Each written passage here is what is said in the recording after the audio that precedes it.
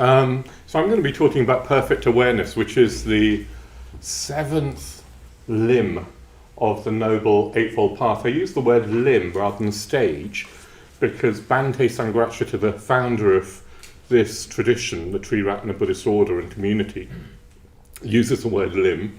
And the reason he uses the word limb is he's trying to say that it's not just a linear path. A path and a stage implies some sort of linear process where it's actually much more organic than that. All these aspects of the Noble Eightfold Path are sort of concurrently alive.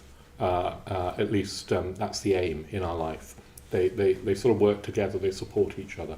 But I'm going to be talking about perfect awareness, which is the seventh limb of the path. So earlier when I was thinking about this talk, I was reminded of a story that I've read from the Zen tradition. The Zen tradition has lots of little sort of anecdotal stories, and I don't know if it's true or not, but in this story there's a young Zen disciple goes up to the Zen master and says, "Please give me a teaching of wisdom. Write down something for me that is a wisdom teaching, that's going to lead me to enlightenment." And the Zen master obligingly picks up a brush. Sometimes the Zen masters aren't so obliging, they just pick up a stick and hit you. But this one is obliging, and he picks up a brush and he writes on a parchment, he writes a single word in, I guess, beautiful calligraphy, and the single word is attention. Attention. And the student, the apprentice, the disciple, is a bit disappointed. He wanted something profound, and he got this single word, and he can't help but express his disappointment, and he says, "But is that it? Is that the main thing about the Dharma that will lead me to enlightenment? Surely there's more." And the master picks up the brush again and writes another word, and this time it's attention. So he's now written attention, attention. And of course the same thing happens the third time, and the guy, the apprentice says, he's a bit irritated now, and he says, "Oh, come on. I know, attention, is that it?" And the master writes it again, and now it's attention, attention, attention. And the disciple says, "But what does that even mean? Attention, what does that even mean?" He probably said it a bit more politely than that, because they do there's probably a ceremonial bow, and then what does that even mean? And the Zen master writes 3 more words, and he says, "Attention means attention." So I thought I'd start with that, because when I was trying to think about perfect awareness, I kind of thought, oh, well, it's so dull. I mean, everybody knows that we should be more aware. I know that we should be more aware, but is that it? Is that all I can think of saying? I hope by the end of this talk that you can sort of get what the Zen master was trying to point to, or at least that you can see why it is a profound teaching. Awareness is another word for what the Zen master was trying to point to. It has been said, I think it might have been Bhante Sangharakshita, but I'm afraid I'm not very good with my references. Somebody might be able to correct me. I think he said that if you had to sum up Buddhism in one word, it would be awareness. So that's a bit analogous to this Zen story. If you had to sum up Buddhism in one word, that word would be awareness. That's interesting, isn't it? Because I don't know how many of you... I was going to start off by asking you, if you had to sum up Buddhism in one word, what word would you choose? And then I thought, oh no, it'll take forever. And I don't know if you'll get there, and will that be much fun anyway?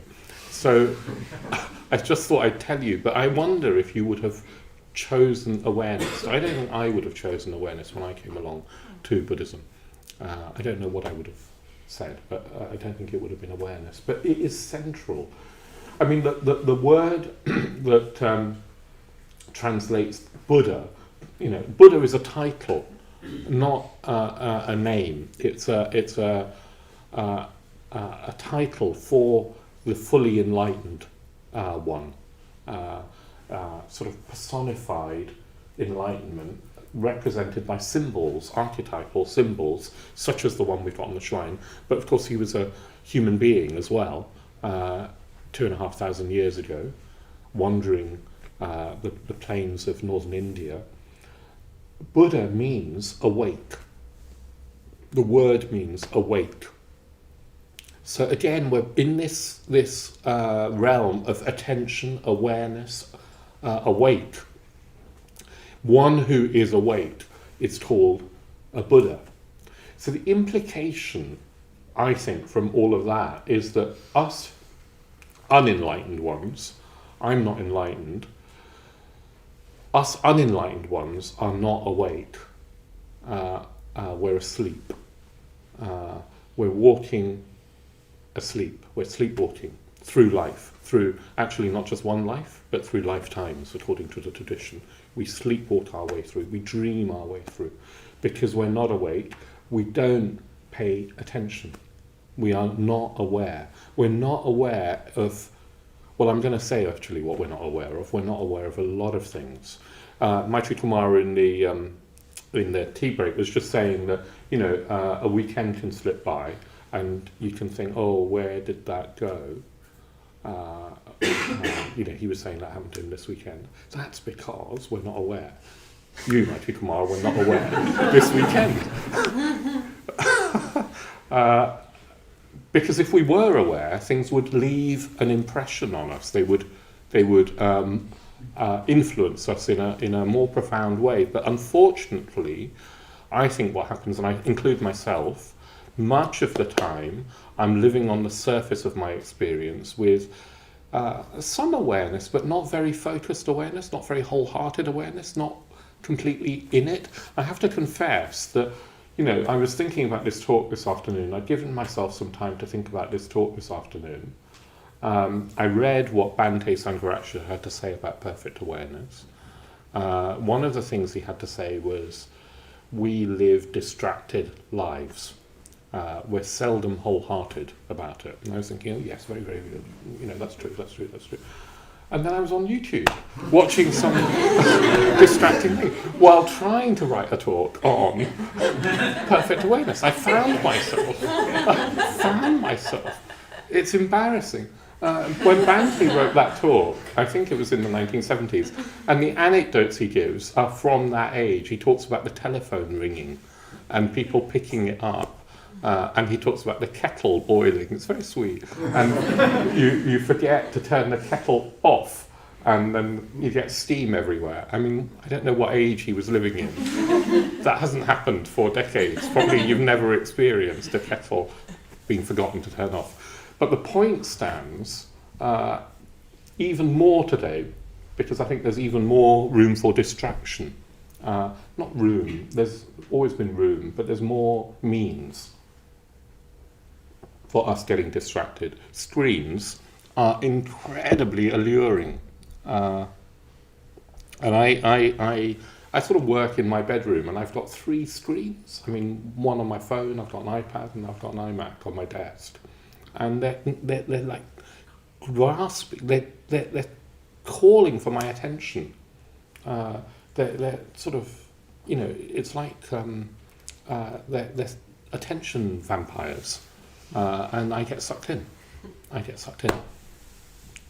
So we're asleep, we're distracted, and consequently we're not wholehearted in our lives, in our experience. We're not living wholeheartedly a lot of the time. Now, forgive me if you're not like this. You might be not like this, but I think that a lot of people in our culture are like this. I am. A lot of people, and I think it's got worse with technology. And the implication of not living a wholehearted life, the implication of being unaware, of not paying attention, the implication of being asleep is that we miss our lives. Our lives pass us by, not just the weekend. It's not so tragic if it's just a weekend. It is more tragic when it's a decade or more, and when it's a life that passes by. And we've been doing trivial things on silly screens. I mean, I don't want to live like that. And I know I don't want to live like that. I have to keep reminding myself. So do you see, it's a serious matter? This matter of trivia is a serious matter.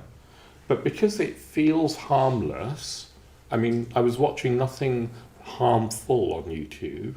Because it feels harmless and innocent, it also can feel sort of innocuous. And what's the problem? The problem of trivia is that we will not live our lives. Yeah? We really will not live our lives. I think there's something very, I don't know, probably very deep in human consciousness that is always on the lookout for new experiences or movement, for example. If we were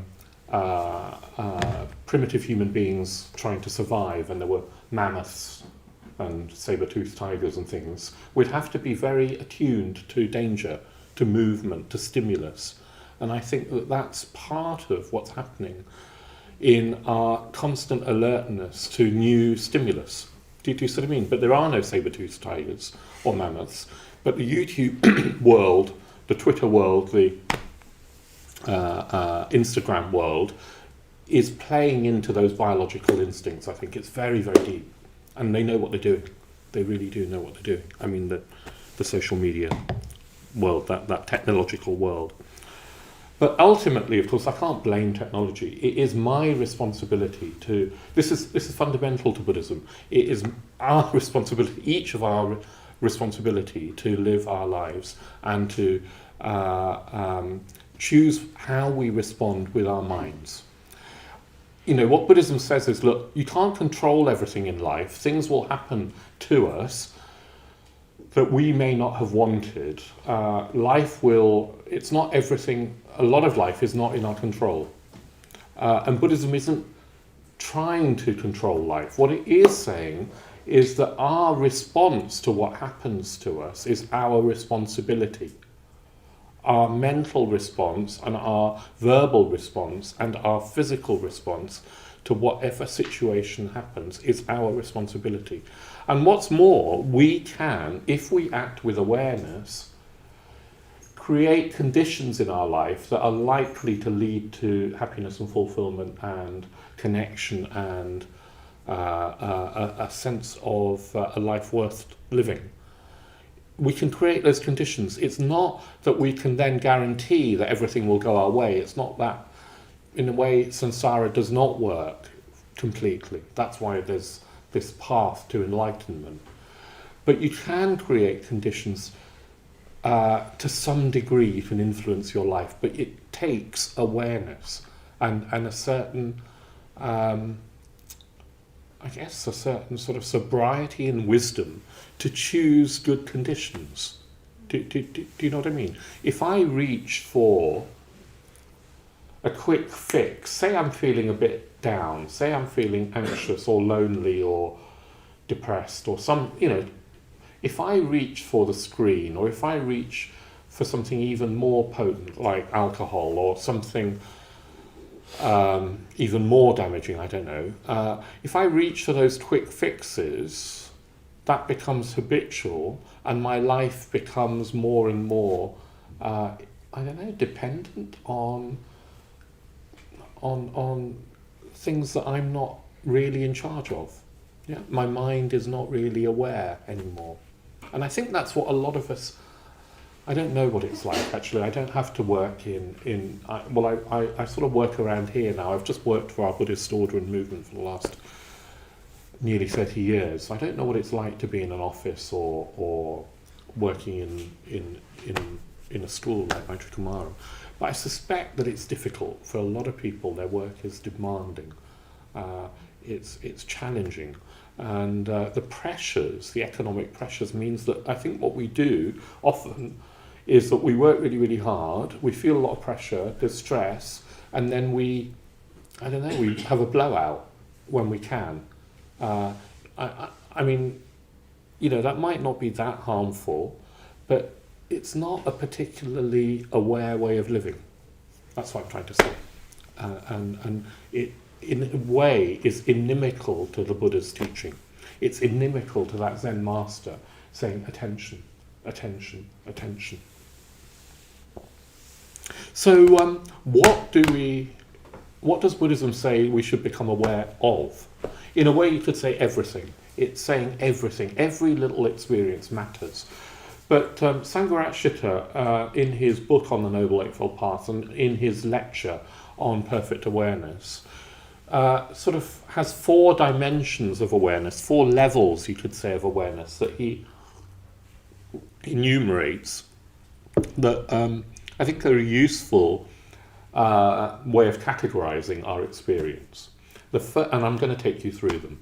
So the first one is awareness of things. By things, he means both inanimate objects, but he also means the natural world around us, the environment around us. And perhaps when he was giving this lecture, perhaps we weren't so environmentally conscious. And one of the good things perhaps that's happened, albeit because of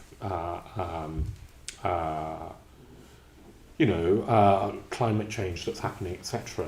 One of the things that I think we have become a bit more aware of as a culture is environmental, just the conscious of the effects that we are having on our environment, at least the natural world, at least to some degree. Yeah. But even that's not enough. I don't think that's quite what is being got at by being aware of our environment. It's a step in the right direction, but it's not enough, because even that can be quite utilitarian. We can think, the climate change that's happening is going to adversely affect human beings, and therefore we have got to change our ways. And that's true, probably. But Buddhist mindfulness or awareness is not utilitarian in that way. It's not just because it will do us good. It's awareness for its own sake. It's awareness because we're part of the natural world. We're not separate from the natural world. It's not like, we're harming the natural world and then we'll be suffering in return. It's more like it is us. We are part. We're not apart. At least from a dharmic perspective, that's how it is. In a theistic tradition, you might say that human beings are somehow special and apart, but Buddhism says no, we're part of the fabric of things, and we're not always aware in that way. How many of you have been on retreat? How many? It'd be interesting just to see. Yeah, maybe about half a third. I don't know if the room. You don't have to put your hands up at home because I can't see you. It was only on retreat that I realised what that meant. When I first went on retreat, I realised what being aware of our environment meant.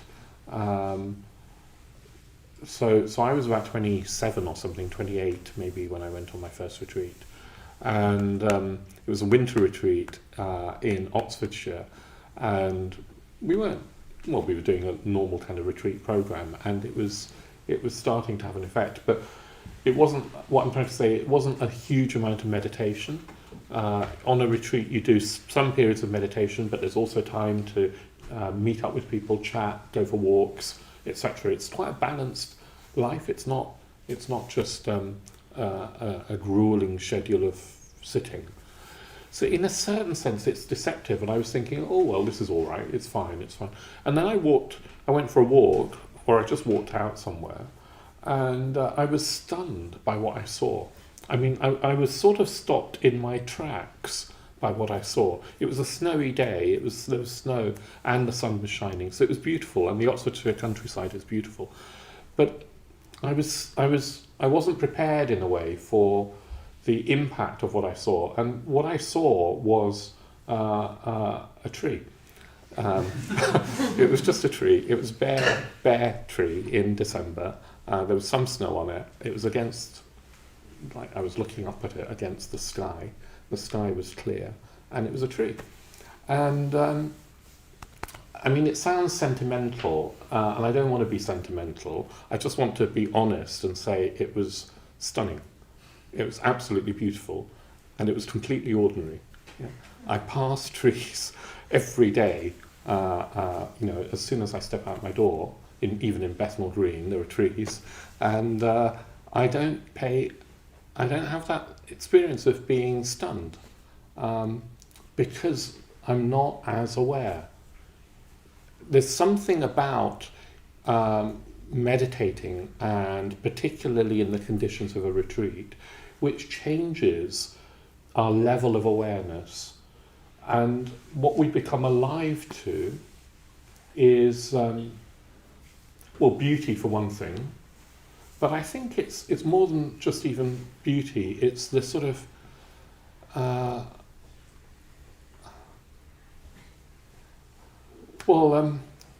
it's the sort of wonder of things. It's the sort of extraordinarily strangeness of things. There's this tree, and it's extraordinarily strange. If you'd never seen a tree before and you encountered one, it's an extraordinarily strange thing.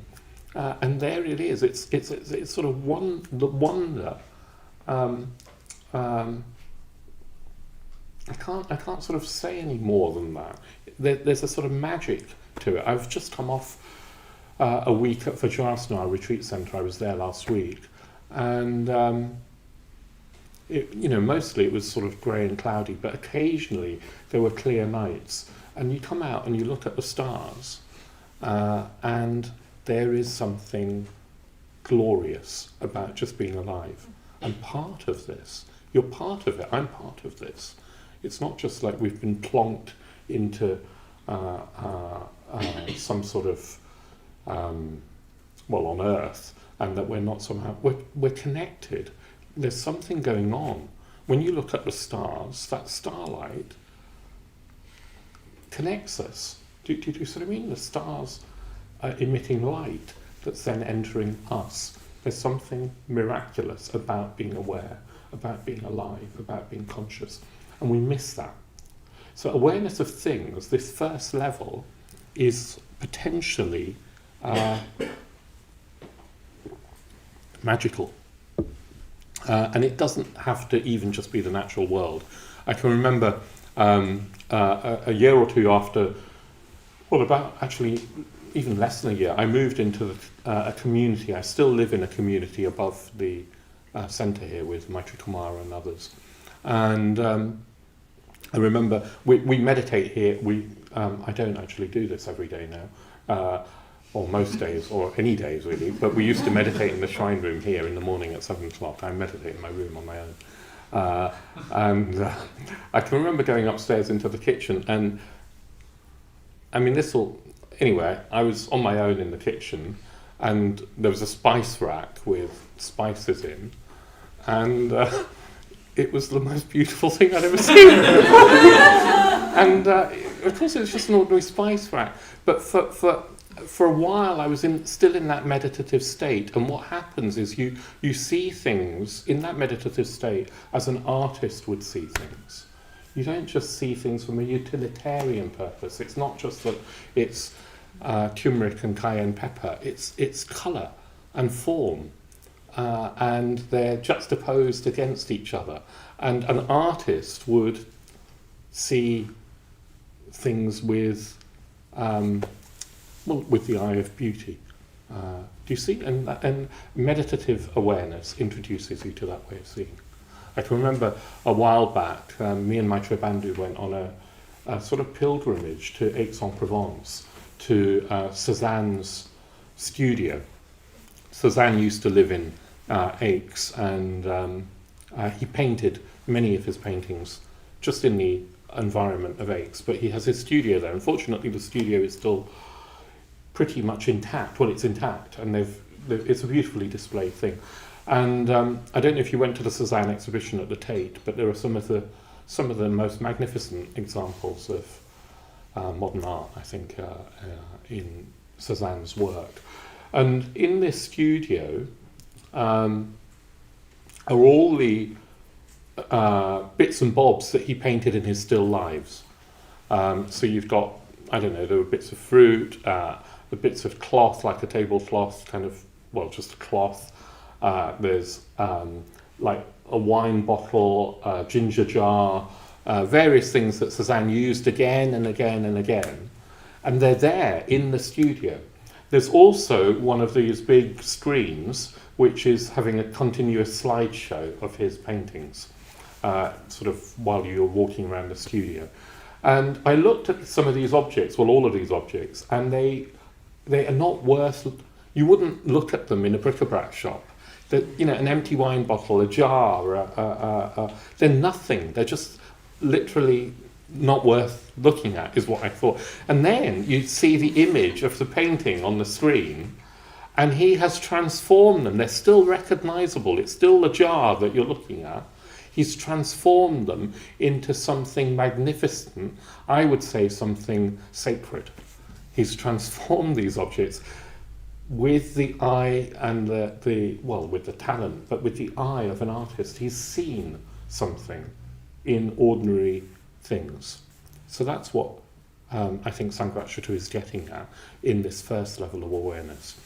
I better move on. The second level of awareness that he talks about is the self. So that's us. And he breaks that down in a way that's fairly traditional. That's awareness of our body and its movements. That's the first. Well, our body at least is relatively static. I mean, actually, of course, we know it's changing all the time, moment to moment, it's changing. But at least there's some stability there to ground our awareness in. Yeah. So if we're not aware of our body and its movements, and I'm afraid I'm not very mindful in this way, but if we're not aware of that, we're going to find it more difficult to become aware of more fleeting things, like our emotions, which is next.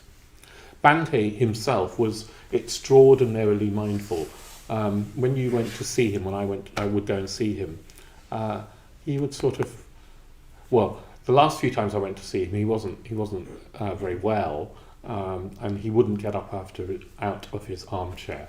But when I used to go and see him before that, he'd sort of get up and shake my hands, and it was just walk towards me or something, and you just got the sense that everything was done with an awareness that gave it grace and dignity.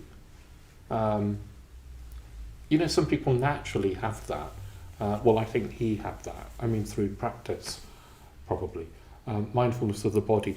But more than that, you can say, okay, well, so what? Mindfulness of the body. But I think if we're aware of our bodies, we've got a chance then to become more aware of how are we within that body. Often we're not aware of our bodies, and I don't know, we're not very aware of what's going on in our hearts and minds. So the next level in this level of self is subdivided into body, feelings, and thoughts.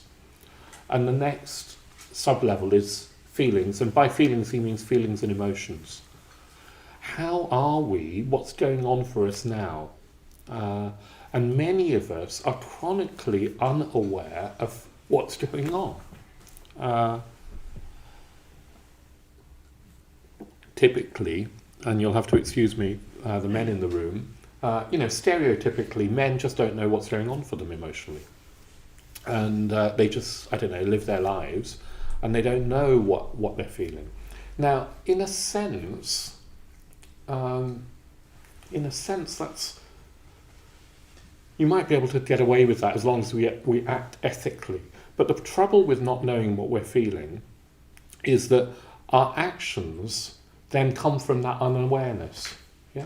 So we find ourselves suddenly saying something harsh to a friend, or we feel really upset, but we don't know where that's come from, or what's really going on under that. Or then we just reach for some palliative, like a drink, because I feel a bit, I don't know how I feel. Does that make sense? But I don't feel good. So learning to become aware of our emotions is key to changing our behaviour. And changing our behaviour is key to, in a way, I think, changing our responses to the world and to life. So again, meditation helps do that, but I think it's not enough for most people. I think meditation isn't enough for most people. And that's unless, well, it just isn't. I think we need friends, community, people who know us, to help point out to us how we're behaving. What they can sometimes see us more clearly than we can see ourselves. It's quite hard to see ourselves clearly. And I think we need community and friends particularly to point that out. One of the visions that Sangharakshita had for setting up a new order in Triratna is that he really wanted to emphasize spiritual friendship, the community of people who are trying to become more aware and helping each other become more aware. We haven't got a Zen master to help us, but we have got each other wherever we are on the path to help us. For me, like my friendship with Maitreya Bandhu, which goes back almost 30 years, it has been essential in helping me become more aware of what's going on for me, what sort of person I am. He's very, very intuitive and can see sometimes more than I can see. And I hope that to some degree I can help him, or I have helped him in a reciprocal kind of way. Thoughts, that's the next sub-level. So what are we thinking? So if we don't know what we're thinking, we will be thinking, unless you're in a deep, deep meditative absorption, there will be thoughts, but if you're not aware of what you're thinking, those thoughts are driving you without you knowing. Yeah, that's a bit scary to think that, isn't it? That there will be thoughts going through our minds, like, what are you thinking now? It's quite good to just pause and say, what was that last thought? Often we don't even know what we're thinking. We can't remember a few seconds ago, let alone a few minutes ago, what we were thinking. And yet we're being driven by them. Anyway, so awareness of self. It's kind of key to any life that is going to be lived consciously. Know thyself, written, all those years ago on the temple at Delphi. It's not just Buddhism that's telling you this. I guess people in our culture go to a therapist who helps them in sometimes getting to know themselves more. Self-awareness, that's what I'm trying to say. The next level is other people. Awareness of other people. Actually, no, let me just say a little bit more about self-awareness and things. So I do want to mention a film, actually. I watched a film last week, and Maitreya Bandhu and I were both watching lots of films. That we're trying to write a book, and the book is going to be illustrated by lots of films. And I keep getting told off by people because I mention films, I get carried away, and I give away the ending. So am I going to try not to give away the ending? I'll try not to give away the ending. It's Into the Wild. Have you seen Into the Wild? Christopher McCandless, based on a true story. A young man, very bright, talented, good-looking, athletic graduate from an American university, decides that he doesn't want to do the conventional thing of living in society. He's quite hurt and angry at his parents for a backstory that I'm not going to go into. And he's disillusioned in a way that maybe young people can easily be. I think I was as a young man. Sort of, you just think the world is not right. Society has not got the right idea, and you want to change things. Well, he has this urge to. has this urge to go off on his own into nature, into Alaska. He shuns human society in a way that was reminiscent for me of what the Buddha-to-be did when he left home in quest for enlightenment. There's something about Christopher's story that you could see there was an urge for more meaning, for truth. He was influenced by transcendentalism, which Thoreau and Walden, Jack London, Tolstoy. He had all these writers, these books with him that were pointing to something more, and he felt that if he could do that in nature on his own, he would learn something of value. There's something about, I think he was trying to look both within, in terms of self-awareness, and trying to feel his connection with the natural world. And what I was also struck by is he's an ethical man. He's I don't know. He's decent and kind. So he meets lots of people on the way. He's hitchhiking around, and each person he meets really, really warms to him, and he seems to have a profoundly positive effect on their lives. And this is a true story. He's like somebody pure walking around, not wanting to buy into what he sees as a hypocritical society that's gone very wrong. Anyway, I wanted to just recommend that film. I won't tell you how it unfolds. Apart from, I found myself thinking, he was intuiting something that I think Buddhism is telling you. And he didn't have a teacher or path like Buddhism has. Yeah? So I think Buddhism has that. I can remember as a young man also thinking there is more, there has to be more, but I didn't know where to look, and I wasn't going to go off to Alaska on my own, thankfully. But thankfully I came here. You do have to be prepared to go into the wild, and not literally, but if you want this path of self-awareness, you do have to be prepared to be courageous and go into the wild. Retreats are a bit of a challenge. We emphasize how good they'll be, and they are, but it's a bit of a challenge.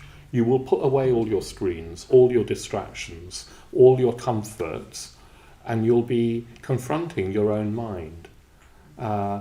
And particularly if you go on a solitary retreat, which I really recommend, it is an adventure. I still feel I have a very adventurous life, and I don't go to Alaska. But I do go on solitary retreats pretty much every year, and it feels like it's the biggest adventure. The mind, exploring the mind, particularly through Buddhist meditation, is wild.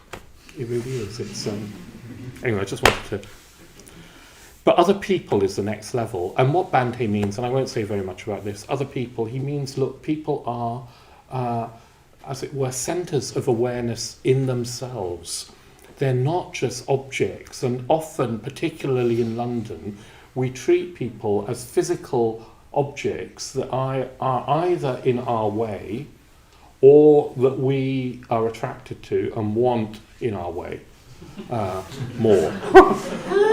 That's our sort of, it's either sort of ignoring or wanting, isn't it? And we're surrounded by millions in London, but we relate to most of them on that utilitarian basis. Either ignoring, you're in my way, get out of my way, I wish the tube wasn't so crowded and full of people. Or, oh, you particularly, I do, would like to get to know in my life. Either way, it's so utilitarian and it's so we're not actually seeing the person, we're just seeing a body. Yeah? A body relating to a body. Which is, anyway, I'll leave you with that thought. I want to move on to awareness of reality, which is the last level. The last level. So this is distinctly Buddhist, because up to now you could be saying, yeah, it's all good idea, but it could be, your therapist could be telling you this. But awareness of reality, this is where Buddhism says we really are asleep, because most of us do not have a clue as to what is really going on. And if we did, we would glimpse what the Buddha attained. We would realize something. There's a sutta in the Pali Canon of a sort of freelance wanderer, practitioner called Bahia, who hears about the Buddha being an enlightened one. He's living at the time of the Buddha, but he's living quite far away on the other side of, he's living in Western India. The Buddha's in northeast. Anyway, Bahia travels to try and find this person that he's heard of, the Buddha. But he is a practitioner himself. He's a renunciant. He's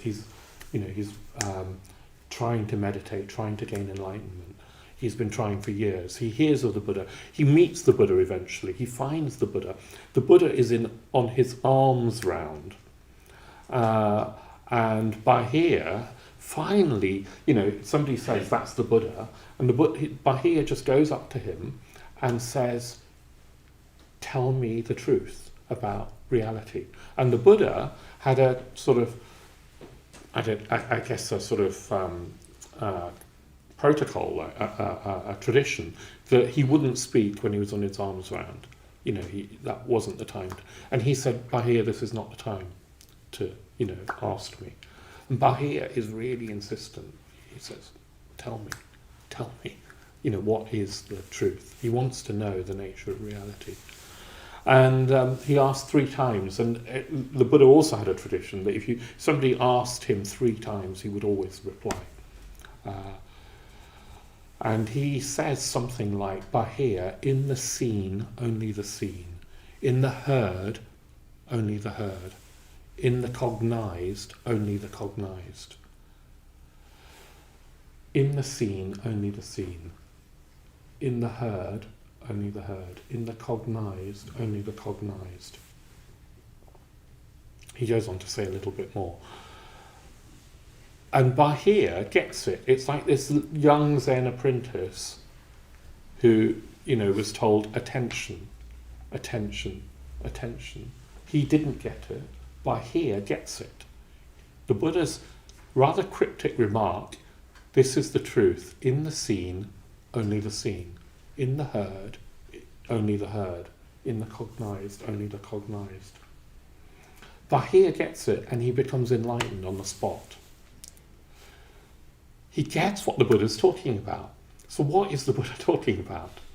The Buddha is saying that, look, all around us, in every moment of perceiving, seeing, hearing, he could have said taste, smell and touch, and also cognize, thinking. In every moment, there is the possibility of waking up.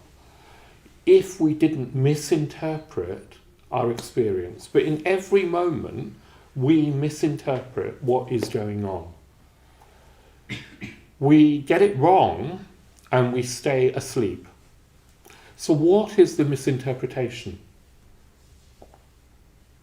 Well, the key misinterpretation is that when I look at something, like a tree, or you, or when I hear something, like Maitri Kumara singing, that I'm in here, there's a real me called Jnanavaca in here, and what I'm perceiving, seeing or hearing is out there, external to me, and those sights and sounds and things make up a world. So there's a world out there and there's a me in here having the experience of hearing and seeing and knowing, thinking. Thinking's happening somewhere in here. Everything, the seeing is out there. Yeah? But what Buddhism is saying is that is making an incorrect, invalid assumption. There is the experience of seeing. There are images that we are presented with. But what we do is put an assumption on top of the experience and say there's a me in here seeing the tree out there, or seeing the person out there, or in Suzanne's case, I don't know, seeing the apple out there. Perception doesn't happen quite like that. When you see something, like you're looking at me now, where are you seeing? Where is the image of me happening? Where is the image of me? Anybody? The image is just there. As soon as you say it's happening in my brain, you've created a me. We're actually in the scene, under the scene, just an experience of seeing. And it's just an experience of hearing. Yes, so but even my voice is just sound. That's right. There's not a voice, there's just sound happening. No, you're on the right track, but where is the image? I mean, where, literally where? It's in me. Yes. Yes, so I think that's what you were getting at as well, Brian. Can you say more, Nadia? We have this all the time. As in that I'm seeing you, so the image is in my eyes. Yeah. But it's my perception. Yeah. I don't know how. Yes, there's something like that. It's a bit more mysterious, isn't it? That an image is created. It's a co-created thing. Like if I was colourblind, or if I had different eyes, like a fly has compound eyes, it would be a different image. That the sorts of eyes we have govern the sorts of images we see. I don't see radio waves. I don't see infrared. But we know that there are such things. We don't see them. We don't have the eyes to see them. Yeah? An infrared camera can pick up infrared. A radio telescope can pick up radio waves. We don't have that sort of eye, so we don't see it. So what we see is partly governed by the apparatus, i.e. the eye. Yeah? But the eye isn't conscious of itself in a way. It's just an apparatus. Light is pouring into the eye, and then somewhere it's being converted to chemical and electrical signals in the optic nerves, going into the brain, through both eyes. The brain is doing its gobbledygook magic, and combining those signals and creating, turning the image upside down, or whatever it does, creating an image that then it seems to project as if it's happening out there. Yeah? There's no light happening in the brain, in the cavity of the skull. An image is a co-created thing. I'm not saying that it's entirely mind-made, but it's not entirely objectively out there. Yeah? Nothing is. Sound isn't. Taste isn't, smell isn't, and even touch isn't. We are co-creating our experience all the time, and it's not obvious which is what is, as it were, subjective and what's objective. What's out there and what's in here. Yeah? Similarly, Buddhism says not only are we co-creating, as it were, the experience that we have of the world, what we assume is that because we know something, because we see something, because we hear something, that must mean that there is a me having the sight and the sound and the thought. And Buddhism says, look, it's not that there isn't something going on, but when we say me, normally we mean something behind the experience, having the experience, as if there was a static entity called Jnanavaca somewhere in here, seeing what I'm seeing. And Buddhism saying there is no entity. If you look, pay attention. Where do you find Jnanavaca or Maitri Kumara or your Nadia, whoever you are, where do you find the static self that's having the experience? You don't. if you really looked. And when you look and you don't find, something happens. Something happens. It's like our normal assumptions fall away and the world becomes more magical, more mysterious. And you no longer feel, oh, I'm in here and the world is out there. There is a sense that there is just a unified awareness containing the whole flow.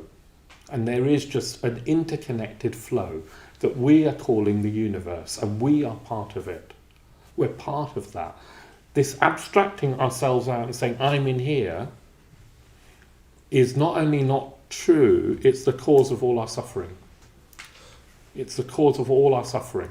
Because then we feel alone, isolated, scared, and we try and manipulate what we think is the external world to suit us. And it can never fully be manipulated to meet our so-called needs. When you experience things as they really are, through awareness, there is a sense of unity, but in that unity, it's not like all difference is obliterated. It's not like you just disappear into a cosmic soup. You still have your experience. The interpretation is different. You realize you're not really separate. When you look at a star, if it's clear tonight and you can find a way of seeing a star through, out of the lights of the street, that light has travelled, I don't know how many years, maybe hundreds, maybe millions, maybe billions of years, and it's entering your eyes. The moment you see it, it's entering your eyes. That's a connection. Do you see what I mean? How can we really say we're separate? From the perspective of enlightenment, which is said to be awake, which is said to be aware in the true sense of the word, nothing is separate. There is just an interconnected whole, and what's more, that whole, that interconnected whole that we call this phenomenal universe, includes us, and it's always flowing. There are no things. There are no things. There is only change. So there are changing processes forming a connected whole that we're part of. It's even more mysterious than that, because you realize that this awareness, what we're calling awareness, consciousness, is somehow part of that. It's not standing, it's not even outside of it completely. But it too is creating its own, even time and space is being created by mind. So somehow, everything that we have assumed that we know falls apart. And what you're left with, Buddhism doesn't tell you exactly what you're left with, because you've now gone beyond words like me and world, me and you, me and things, time and space. The experience is a direct one. It's not a philosophical concept. I know I'm explaining it as if it were, but it's not. It's a direct, unmediated experience, like the taste of sugar on your tongue is a direct experience. It's as direct as that. And the experience is one of wonder. And you know that the world is a connected whole, and that you're somehow part of that. And there's nothing, as it were, that is separate. And in a sense, nothing to fear. And you are not a thing, and neither is anything else. There is just this connected process. In that is said to be the ultimate human fulfillment. It changes everything. And it's not just a cool knowing. It's not just like you see things as they are, but it doesn't leave you touched. What's said to happen is the natural response is love. The natural response is love. You can't help but feel like you're not separate. So you and me and everything, the tree, you have this sense of love for, and it's beautiful. You see with the eyes of an artist like Cézanne. you see everything like that spice rack that I momentarily saw. Everything is alive and beautiful. So there's love, there's beauty, there's truth in the sense of a knowing, and there's said to be like a fearlessness that happens. You realise there's nothing to fear, including death. Death of this body doesn't mean death of anything in a certain sense. There is nothing to fear. So I'm going to wrap up now, but I'm trying to just give you a glimpse of what awareness of reality means. We've had awareness of things, we've had awareness of self, we've had awareness of people, all culminating in this awareness of how things are. I want to finish in a way with the Buddha's last words. As he lay dying, his body was dying. Enlightened consciousness doesn't die because it is one with reality. It can't die. His body was dying. He knew he was dying. He entered into meditation and passed away very, very peacefully. But he had gathered around him as many of his disciples as he could. He lays dying and he asked them, do you have any last questions for me? Do you have any doubts about the teaching? Do you have any questions for anything that's unclear? And nobody spoke. And he said, I'm asking again, do you have any questions? Don't be frightened. And nobody spoke. And he says, look, if you're scared to speak, too embarrassed to speak, ask a friend to ask on your behalf. Don't let it get to the point where you think the master has died and I didn't ask him what was on my mind. Nobody speaks. Because everybody in that assembly had some glimpse of enlightenment and knew that the Buddha's teaching was true. And what the Buddha, his final words, and I think his final words will have been remembered and then recorded accurately. His final words were, all conditioned things are impermanent. He's trying to say, look, there are only processes, there are no things. All conditioned things are impermanent. With mindfulness, i.e. with awareness, with attention, with full awakeness, with mindfulness, strive on. Strive on, because the path is possible if you make the effort. The goal is possible if you tread the path. So with mindfulness, strive on. He didn't say, oh, the universe is all one and interconnected. He pointed to the way. With mindfulness, strive on. So I hope you can see, if that's the Buddha's last words after 45 years of teaching, you can see why awareness is so key to the Buddhist path. You can see why that Zen master was right on the money when he said, attention, attention, attention. I'll leave it there. Thank you.